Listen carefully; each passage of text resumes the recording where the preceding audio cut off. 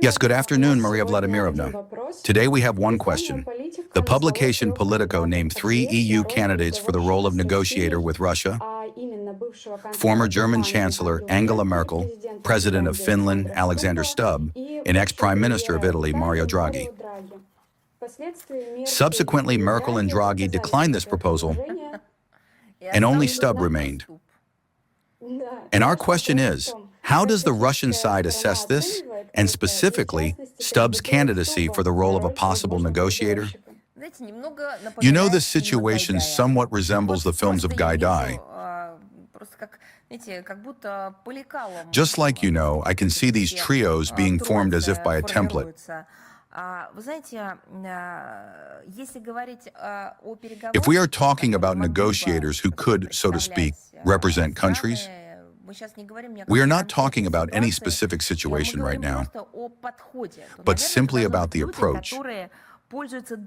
Then probably these should be people who enjoy the trust of the peoples of their countries, who have not descended and do not descend to outright nationalism, in particular Russophobia, and who are capable of making a constructive contribution to the negotiation process.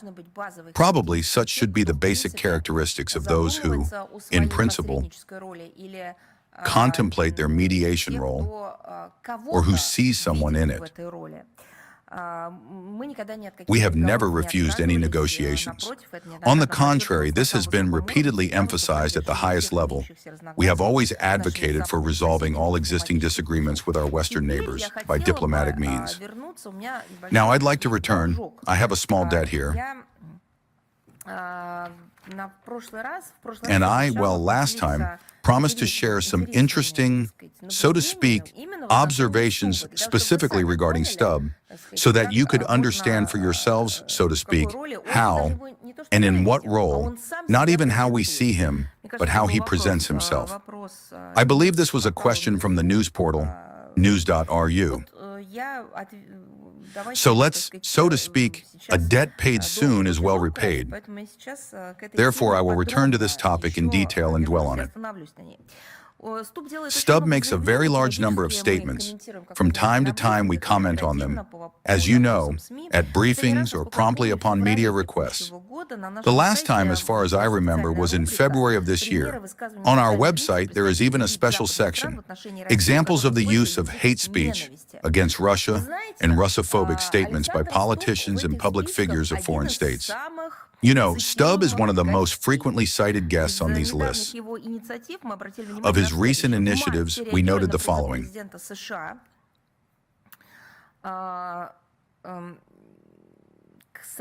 In March, reacting to the U.S. President's call to allies, these were the U.S. President's calls to allies to send their ships to the Hormuz Strait.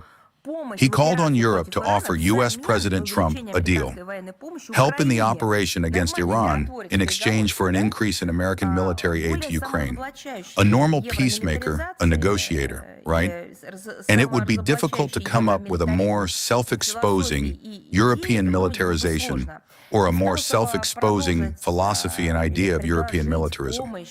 Instead of continuing or offering help in settling these two conflicts, the EU, well, if you read Stubb, is only fueling these conflicts, moreover, pitting them against each other and plunging the entire situation into some kind of absolute dive.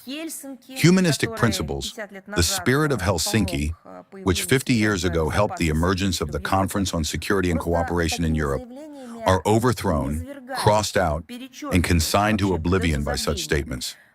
Russophobic revanchism and a thirst for profit from military orders and the corruption of the coalition of the willing define the politics of Northern Europe today.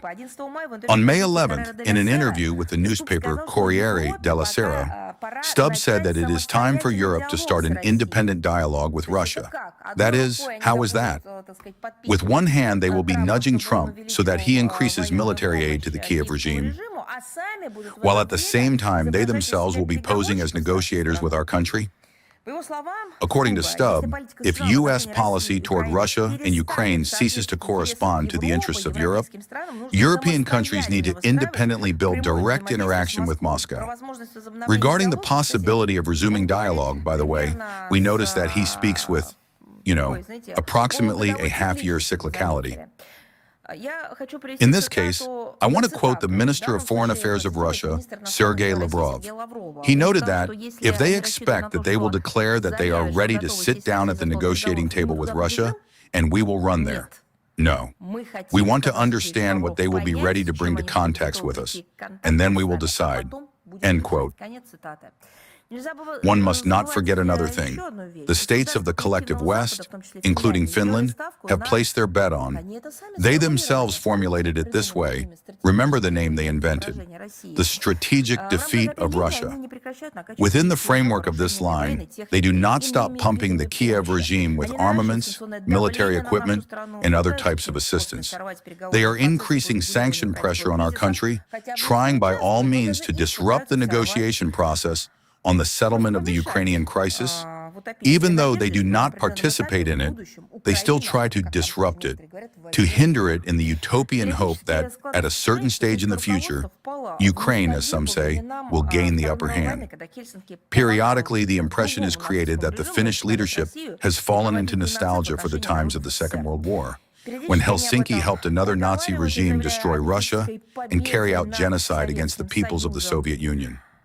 Periodically, they let this slip, declaring a mythical victory over the Soviet Union. Well, we will also post links to our refutation of all this in the briefing. Support for the neo-Bandera regime in Kiev has led to nothing. Nevertheless, the Finns and other Europeans are trying, in essence, to keep up a good face during an abominable game, continuing to declare the opposite on all platforms. At the same time, they add that it is necessary to prepare, again, here are the quotes I've written down, for a prolonged conflict. Good negotiators, right?